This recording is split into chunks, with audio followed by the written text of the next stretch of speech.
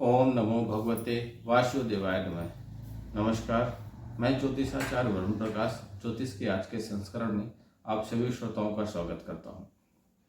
आज मैं बात करूंगा तुला राशि के बारे में कि तुला राशि वालों के लिए अप्रैल का महीना कैसा गुजरेगा। अप्रैल का महीना अभी आने वाला है। उस महीने में उनको किस तरीके से सावधानी बरतनी है, क्या उपाय करना है, किस तरीके से रहेगा उनकी धन की स्थिति, आर्थिक स्थिति, पारिवारिक स्थिति, स्वास्थ्य की स्थिति, सामाजिक स्थिति, नौकरी की स्थिति, व्यापार की स्थिति, सभी चीज़ों को मैं बताऊंगा और कार्यक्रम के अंत में उपाय बताऊंगा। उपाय के बारे में मैंने कई बार बोला है, लगभग हर वीडियो में बोलता हूँ कि उपाय आप अवश्य क्या कीजिए, क्योंकि उपाय एक ऐसी औषधि के रूप में होता है जिसका आप उपचार करते हैं तो क्षणिक रूप से, तत्काल रूप से आपको उसका लाभ मिलना चालू हो जाता है और आपकी समस्याएं धीरे धीरे दूर होने लगती हैं। इसलिए उपाय मैं 3-4 उपाय कम से बताता हूँ, उसमें से जो भी उपाय आपके लिए संभव है, जो भी आसानी से आप कर सकते हैं, उस उपाय को आप कीजिए। उपाय करने से आपको तत्काल प्रभाव में लाभ मिलेगा। मित्रों, जैसे एक फैमिली डॉक्टर होता है, फैमिली डॉक्टर आपकी हर बीमारियों के बारे में जानता है, आपके शरीर में कौन सी बीमारी है, किस तरीके से उपचार चल रहा है, क्या टेस्ट आ रहा है, आप उसकी पूरी गणना उसको पता रहती है। उसके बाद डेटा रहता है, कौन सी दवाइयाँ चल रही हैं, किस तरीके से रोग से आप ग्रसित है, उसके बिहाफ में कौन सा क्या चल रहा है, ऐसे उस डॉक्टर को पता रहता है। इसी प्रकार एक आप पारिवारिक ज्योतिषी भी रखिए, जो आपके हर कुंडली के ग्रहों के बारे में पता हो, जो हर समय ग्रह गोचर होता रहे और आपको उसके हिसाब से अवगत कराता रहे, सतर्क करता रहे, बताता रहे कि आपको अब ये सावधानी बरतनी है, या आप इस तरीके से आप चलें, या यह सफलता का समय है, आप इस तरह से कार्य करें तो सफलता का प्रतिशत बढ़ जाएगा। इस तरीके से एक पारिवारिक ज्योतिषी भी रखिए। पारिवारिक ज्योतिषी हमेशा आपको मार्गदर्शन करता रहेगा और आपको उचित सलाह देता रहेगा।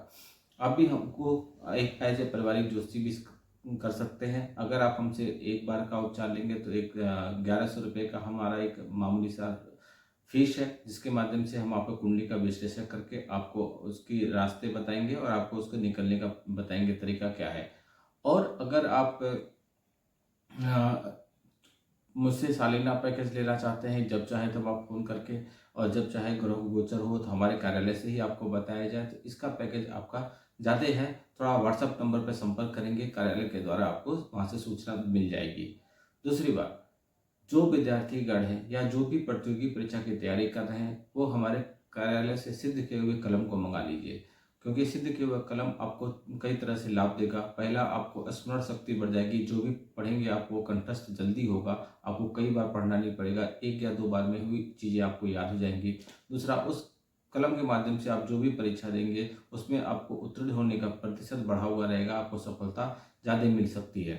तीसरी बात कि वह कलम सिद्ध किया हुआ है, वह अपने पास रखेंगे तो आपसे तो उसमें ईश्वरीय शक्तियाँ आई हैं, समाहित की गई हैं, मंत्रों द्वारा उसको जागृत किया गया है, मंत्रों द्वारा उसको बहुत अच्छे से सिद्ध किया गया है। तो उसके माध्यम से आपके अंदर तेज बना रहेगा और आप जिससे भी बात करेंगे उसके सामने आपकी बातें सुनी जाएंगी और आपका प्रभाव बना रहेगा।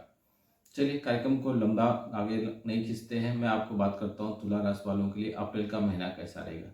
देखिए, यह आपके नाम राशि और चंद्र राशि पर आधारित है। या यदि आपकी कुंडली में यह 100% शूट नहीं कर रहा है या आपके राशि के हिसाब से 100% शूट नहीं कर रहा है, तो आप कुंडली का विश्लेषण कराइए, क्योंकि कुंडली का विश्लेषण करा के आपकी कुंडली में कौन सा ग्रह किस स्थान पे है, कहाँ उनका गोचर हो रहा है, कैसी दृष्टि पड़ रही है, किन घरों को देख रहे हैं, किन घर में अब वो स्थापित है, बहुत चीज़ें होती हैं जिनका अध्ययन करके आपको कुंडली के बारे में विस्तार पूर्वक बताया जा सकता है। कुंडली एक ऐसा आधार है, जैसे सरकार ने हमको हमारी आइडेंटिटी के लिए एक आधार कार्ड बना के दिया है, ऐसे ही कुंडली ईश्वर द्वारा बनाया हुआ एक आधार कार्ड है, जिसमें हमारे जन्म से लेकर मृत्यु तक का हर एक बातों का उसमें विस्तार पूर्वक विश्लेषण किया हुआ है, विस्तार पूर्वक लिखा हुआ है। जो भी अच्छे जानकार ज्योतिषी हैं, जिन्होंने विद्या अच्छे से अध्ययन किया है, वो काफ़ी बड़ा एक्सपीरियंस है, वो लोग बता सकते हैं। मैं भी बता सकता हूँ कि आपकी कुंडली में कब क्या होने वाली है, आपके पूरे जीवन काल में स्थिति आपकी कैसी रहेगी, धन की स्थिति, पारिवारिक स्थिति, सामाजिक स्थिति, आपके बच्चों की स्थिति, क्या कितना आप धन संचय कर पाएंगे, कितनी धन दौलत आप बना पाएंगे, सब कुछ विस्तार पूर्वक बताया जा सकता है। चलिए, तो फिर तुला राशि वालों का बात करूं मैं, अप्रैल का महीना कैसा रहेगा। देखिए, मासिक राशिफल 2024 के अनुसार तुला राशि के जन्मे जातकों के लिए अप्रैल का महीना शुरुआत में थोड़ा कमजोर रहेगा। आपके 10वें भाव के आपके जो खर्चे रहेंगे, चलिए गोचर के बारे में, भाव के बारे में आगे चर्चा कर दूंगा, लेकिन पहले चलिए आपको बताते हैं सामान्य रूप से कैसा रहेगा। पहले ये बताऊंगा, फिर उसके बाद एक एक विषय पे भी डिटेल से बताऊंगा। तो तो शुरू अप्रैल का महीना तुला राशि वालों को शुरुआत के समय में थोड़ा सा कमजोर रहेगा। आपके खर्चे हद से ज़्यादा बढ़े रहेंगे जो आपको परेशान कर देंगे, और आपके माथे पर चिंता की लकीरें दिखाई देंगी खर्चों की वजह से, जिससे आप मानसिक तनाव भी महसूस करेंगे और आपको लगेगा कि कैसे इस पर काबू पाया जाए। प्रेम संबंधों में महीने की शुरुआत महत्वपूर्ण रहने वाली है, इसलिए बहुत सावधानी रखिए। कहीं ऐसा ना हो जाए कि आपका रिश्ता बिगड़ जाए। वैवाहिक जीवन जो लोग हैं जो वैवाहिक जीवन बिता रहे हैं, उनके लिए महीना अच्छा रहेगा। आपको कुछ अच्छे परिणाम भी मिलेंगे और आपके जीवन साथी का सहयोग आपको मिलेगा। हालांकि बीच बीच में कहासुनी हल्की फुल्की हो सकती है। नौकरी करने वाले जातकों को अच्छे परिणाम मिलेंगे और आपको सफलता मिलेगी। आपके सहकर्मियों का आपको पूरा सहयोग मिलेगा। नौकरी में आप बहुत अच्छा काम कर पाएंगे। व्यापार करने वाले जातकों का यह महीना अच्छा रहेगा। धन प्राप्ति के उद्देश्य से आपको प्रयास इस महीने करते रहना चाहिए और आपके प्रयास से आपको अच्छा धन मिलेगा। विदेश जाने के लिए जो लोग इच्छुक हैं वो लोग अपना विदेश जाने की तैयारी कर सकते हैं। अगर वो कोशिश करेंगे तो उसमें उनको सफलता मिल जाएगी। हालांकि द्वादश भाव में बैठे केतु के कारण कुछ रुकावटें अवश्य आएंगी, इसलिए यात्रा पे जाने से पहले अपने दस्तावेज को संभाल कर रख लीजिएगा। विद्यार्थियों को शिक्षा में कुछ समस्याएं होंगी, जिससे बाहर निकलने में उन्हें महीने का पूर्वार्ध का समय लग जाएगा। ये था सारांश में। अब मैं विस्तार पूर्वक बताऊंगा कि करियर के दृष्टिकोण से आपका अप्रैल का महीना तुला राशि वालों के लिए कैसा रहेगा। तो करियर के दृष्टिकोण से यह महीना आपके लिए अनुकूल रहने की पूरी संभावना दिखाई दे रहा है। छठे भाव में सूर्य, राहु और शुक्र के प्रभाव के कारण आपको कुछ विरोधी आपको परेशान कर सकते हैं और कार्यक्षेत्र में आपकी छवि बिगाड़ने का प्रयास करेंगे, कोशिश करेंगे। लेकिन देवगुरु बृहस्पति की दृष्टि आपके एकादश भाव और प्रथम तथा तृतीय भाव पर रहेगा, जिसके कारण आप अपनी बुद्धि से सही निर्णय लेकर विरोधियों को हराने में या उनको आप डाउन कर ले जाएंगे, उन पर जीत हासिल कर लेंगे और अपना काम बेहतर तरीके से करके दिखा भी देंगे। लेकिन इतना ही नहीं, आपके साथ काम करने वाले सहकर्मी भी आपको उसके बाद से मदद करने लगेंगे। जो लोग नेगेटिव थे वो भी आपके लिए पॉजिटिव हो जाएंगे, जिससे आपको अपने प्रदर्शन में काफ़ी कुछ सुधार करने का मौका मिलेगा और विपरीत परिस्थिति से बाहर निकलने में आप कामयाब हो जाएंगे। महीने की शुरुआत में आपके पास किसी अच्छी नौकरी का मौका मिल सकता है या हाथ लग सकता है, जो एक अच्छी तनख्वाह भी आपको प्रदान करेगी अगर आप नौकरी बदलना चाहते हैं। यदि आप नौकरी बदलना चाह रहे हैं तो यह आपके लिए स्वर्णिम मौका होगा। व्यापार करने वाले जातकों के लिए यह महीना अच्छा रहेगा। बृहस्पति और बुध सप्तम भाव में विराजमान रहेंगे और महीने की शुरुआत से ही आपको अच्छे परिणाम देने लगेंगे। सप्तम भाव में बैठे शनि देव जी की पूरी दृष्टि सप्तम भाव पर रहेगी, जो आपको सही मार्ग से अनुशासन में रहकर व्यापार करने में अच्छी खासी सफलता प्रदान करेंगे। 13 तारीख को सूर्य महाराज भी आपके सप्तम भाव में आ जाएंगे और सरकारी क्षेत्र से लाभ दिलाएंगे। यदि आप व्यापार करते हैं तो यह किसी सरकारी क्षेत्र से संबंधित रहेगा। यह महीना आपको उत्तम सफलता प्रदान करने वाला रहेगा अगर आपका व्यापार उच्च सरकारी क्षेत्र से संबंधित है। इस महीने व्यापार को लेकर कुछ निवेश भी करने होंगे और कुछ नए लोगों की नियुक्ति करने से आपका व्यापार अच्छा चलेगा। अब मैं बात करता हूँ पैसा की दृष्टिकोण से आर्थिक रूप से आपका महीना कैसे रहेगा। तो महीने की शुरुआत से ही आप अपने धन को बढ़ाने का प्रयास करते रहेंगे। मंगल और शनि पंचम भाव में बैठकर आप एकादश भाव को पूरी दृष्टि से देखेंगे, जिससे आपकी आमदनी बढ़ने का पूरा योग दिख रहा है। तीव्र गति से धन आपके पास आएगा। देवगुरु बृहस्पति भी आपके प्रथम, तृतीय और एकादश भाव को देखेंगे और आपकी आमदनी में बढ़ोतरी करेंगे। आपका दैनिक आमदनी भी अच्छा रहेगा, जिससे दैनिक आवश्यकताओं की पूर्ति भली प्रकार होती रहेगी। हालांकि सूर्य, राहु और शुक्र के महीने की शुरुआत में ही आपके छठे भाव में बैठकर द्वादश भाव को देखने के कारण आपके खर्चों में अप्रत्याशित रूप से बढ़त दिखाई देगी। केतु भी द्वादश भाव में रहेंगे, इसलिए आपका कोई न कोई खर्चा लगा रहेगा और आपकी आमदनी पर वो भारी पड़ेगा खर्चा, जिसकी वजह से आप थोड़े से तनाव में भी आ सकते हैं।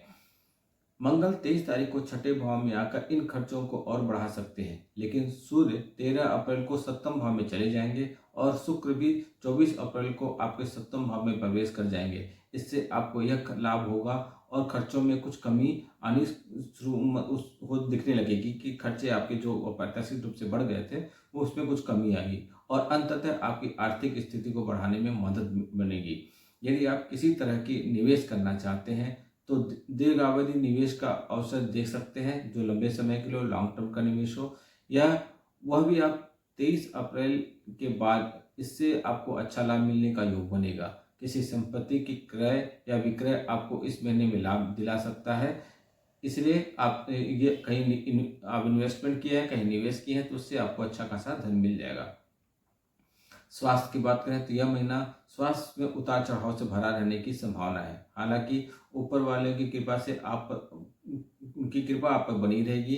देवगुरु बृहस्पति पूरे महीने आपकी राशि पर प्रभाव डालेंगे और आपके प्रथम, तृतीय और एकादश भाव को संभालेंगे, जिससे स्वास्थ्य उस हद तक नहीं बिगड़ेगा जिस हद तक बिगड़ सकता है, मतलब वो लोग आपका संभाल लेंगे। पंचम भाव में शनि और मंगल के कारण आपको पेट से संबंधित अपाचन से संबंधित समस्या हो सकती है। पाचन तंत्र बिगड़ने की स्थिति हो सकती है, जिसके अतिरिक्त सूर्य, राहु और शुक्र के छठे भाव में रहने से महीने के उत्तरार्ध में मंगल, शुक्र, राहु के छठे भाव में रहने के कारण बड़ी आंख से संबंधित कोई समस्या भी आपको परेशान कर सकती है। नेत्र रोग होने की और अनिद्रा की समस्या भी आपको परेशान कर सकती है, इसलिए इस महीने अपने स्वास्थ्य का पूरा ध्यान रखिए। देवगुरु बृहस्पति आपको अपनी बुद्धि दे रहे हैं और स्वास्थ्य की चीज़ों को ऊपर रख सकते हैं। अपनी प्राथमिकता को रखिए, अच्छा भोजन कीजिए, संतुलित भोजन कीजिए, सादा भोजन कीजिए, बाहरी चीज़ों से भोजन मत कीजिए और योग और व्यायाम आप हमेशा समय पर करते रहिए। मैं बात करूँ प्रेम और वैवाहिक जीवन कैसा रहेगा, तो तुला राशि वालों अप्रैल का महीना की शुरुआत बहुत ही नाजुक कही जा सकती है। मंगल और शनि जैसे दो विपरीत प्रकृति के ग्रह आपके पंचम भाव में विराजमान रहकर आपको अपने प्रेम संबंधों से अलग करने की कोशिश करेंगे। यह दोनों ही ग्रह उग्रता के साथ आपके रिश्तों में क्रोध बढ़ाएंगे। आपसी जो इरिटेशन है वो बढ़ेगा, इसलिए आप एक दूसरे को कुछ भला बुरा भी कहने से बाज नहीं आएंगे। आपके प्रीतम का व्यवहार भी आपको बुरा लग सकता है, जिससे आपके रिश्तों में तनाव स्पष्ट रूप से दिखाई दे रहा है। 23 अप्रैल को मंगल के पंचम भाव से निकल जाने के बाद यह स्थिति में थोड़ा सुधार देखने को मिलेगा और आप अपने रिश्ता प्रेम से आगे बढ़ाएंगे और आपको पूर्वार्ध में आराम भी मिलेगा। हालांकि उत्तरार्ध में आप अपने प्रेम जीवन का लुत्फ ले सकेंगे। कुंवारे लोगों को महीने की शुरुआत में विवाह का तोहफा मिलेगा। यदि आप किसी से प्रेम करते हैं तो महीने की शुरुआत में प्रेम विवाह हो सकता है। आप अपना प्रपोजल दे सकते हैं, वह भी कुछ परेशानियों के बाद विवाह जैसी स्थितियों में बदल जाएगी। थोड़ी बहुत ऊपर नीचे का बातें होंगी, लेकिन बाद में आपका विवाह हो सकता है। देवगुरु बृहस्पति और बुध महाराज सप्तम भाव में बैठकर न केवल आपके जीवन साथी को बल्कि आपके ज्ञान और बुद्धि को प्रदान कर रहे हैं। आपके ज्ञान और बुद्धि दोनों बढ़ी रहेगी। आप आपसे समझदारी रखेंगे, मामलों को समझेंगे, घर और उसके आसपास की परिस्थितियों को ध्यान में रखकर अपने उसका हिसाब से व्यवहार करेंगे। इससे आपको बहुत लाभ होगा और एक दूसरे के प्रति प्रेम में या अपनापन तो आपको दिखेगा। महीने के उत्तरार्ध में कुछ समस्याएं सामने आ सकती हैं, क्योंकि सूर्य अपनी उच्च राशि मेष में आपके सप्तम भाव में 13 अप्रैल को प्रवेश कर जाएंगे और 24 अप्रैल को शुक्र भी आपके सप्तम भाव में आ जाएंगे, जबकि बुध 9 तारीख को वापस छठे भाव में चले जाएंगे। तो इससे यह होगा कि आपके रिश्तों में प्रेम रोमांस के पल तो आएंगे, लेकिन सूर्यदेव की ऊर्जा के कारण जीवन साथी से कुछ ऐसी बातें या व्यवहार आप ऐसा कर सकते हैं जो आपको अहम रूप में आपको ठेस पहुंचाएगा और यह टकराव की स्थिति आपके लिए पैदा कर देगी, इसलिए सावधानी बरतिएगा। पारिवारिक दृष्टि से बात करें तो यह महीना ठीक ठाक रहने की पूरी उम्मीद है, क्योंकि दूसरे भाव के स्वामी मंगल महाराज कुंडली के पंचम भाव में विराजमान होकर आपसी संबंधों में अनुकूल बनाने के लिए मदद करेंगे। हालांकि 23 तारीख को मंगल के छठे भाव में चले जाने से कुटुंब के लोगों में कुछ आपसी टकराव या तनाव की स्थिति बन रही है। कुछ जमीन जायदाद को लेकर या घर बनाने को लेकर कहासुनी आपस में आपके परिवार में हो सकती है, जिसको लेकर आपको थोड़ी परेशानी भी होगी। परिवार का माहौल कुछ तनावपूर्ण हो सकता है। देवगुरु बृहस्पति की कृपा से आप सही निर्णय लेकर अपने रिश्तों को संभाल पाने में कामयाब होंगे। चतुर्थ भाव के स्वामी शनि महाराज पंचम भाव में बैठकर माता पिता से प्रेम आपका बढ़ाएंगे। माता के स्वास्थ्य में सुधार होगा। हालांकि महीने की शुरुआत में उनकी सेहत को लेकर थोड़ी परेशानी हो सकती है, लेकिन महीने का उत्तरार्ध अनुकूल रहेगा और सेहत में सुधार देगा। पिताजी के स्वास्थ्य को लेकर आपको महीने के अंतिम सप्ताह में थोड़ी चिंता हो सकती है, क्योंकि उनका पाचन तंत्र बिगड़ने की संभावना है, वह बीमार पड़ सकते हैं। ऐसे होने पर बिना विलंब के चिकित्सा के संपर्क कीजिएगा, चिकित्सक सलाह जरूर लीजिएगा और उनको भी जो भी दवाई वगैरह चल रही है उसका समय समय पर उनको सेवन कराते रहिए। दवाओं का भरपूर व्यवस्था आप करते रहिएगा समय समय पर, क्योंकि माता पिता का आशीर्वाद दुनिया में सबसे बड़ा आशीर्वाद होता है। उपाय के तौर पे आपको बताऊं तो कुछ उपाय मैं बता रहा हूँ। इन उपायों में से जो भी उपाय आपको करने में आसानी हो वो उपाय आप करिए, लेकिन अवश्य कीजिए जिससे आपको लाभ मिले। पहला, आपको प्रतिदिन श्री सूक्त का पाठ जो है उसका पाठ करना चाहिए। दूसरा, छोटी कन्याओं को चरण छूकर उनका आशीर्वाद लीजिए, इससे आपको सफलता मिलने में और बल मिलेगा। मंगलवार के दिन लाल अनार को मंदिर में दान करिए, इससे आपको बहुत लाभ मिलेगा। आपको भगवान श्री शिव जी को दूध से अभिषेक करना चाहिए, इससे भी आपको बहुत लाभ मिलेगा। इन उपायों में से जो भी उपाय आपके लिए आसान हो वह उपाय कीजिए और जीवन में सफलता प्राप्त कीजिए। देखिए, अगर समस्या आपके साथ है और आप परेशान हैं तो आप यह मत सोचिए कि हम बात करेंगे तो बात करने से हमारी चीज़ें और बिगड़ जाएंगी। देखिए, हमारा उद्देश्य है समाज में कुछ अच्छा कर पाना। जो लोग परेशान हैं उन परेशानियों को उनके परेशानी को दूर करके समाज में एक सकारात्मक प्रभाव डालना। हम लोग जब ज्योतिष का विद्या लेते हैं या सिद्धि करने के लिए कहीं जाते हैं एकांतवास पे, उस समय हम गुरु से अपने यही वचन देते हैं कि हम पहला वचन देते हैं कि हम किसी को मुफ्त में ऐसा नहीं दे सकते ज्ञान, क्योंकि हमको भी हमारे परिवार का पालन पोषण करना पड़ता है। उनके जीविकोपार्जन के लिए हमको भी थोड़ी धन की आवश्यकता पड़ती है। लेकिन दूसरा, यह भी वचन देते हैं कि हम समाज के कल्याण के लिए, हित के लिए उन हर तरह का मदद करेंगे। आपको वीडियो अच्छा लगे तो अधिक से अधिक लोगों तक पहुंचाइए, फॉलो कीजिए, सब्सक्राइब कीजिए, कमेंट कीजिए और जय श्री राम अवश्य लिखिए। अगर आप कुछ नहीं लिख सकते तो आपका दिन अच्छा हो। भगवान भोलेनाथ का आशीर्वाद आप पे बना रहे। नमस्कार।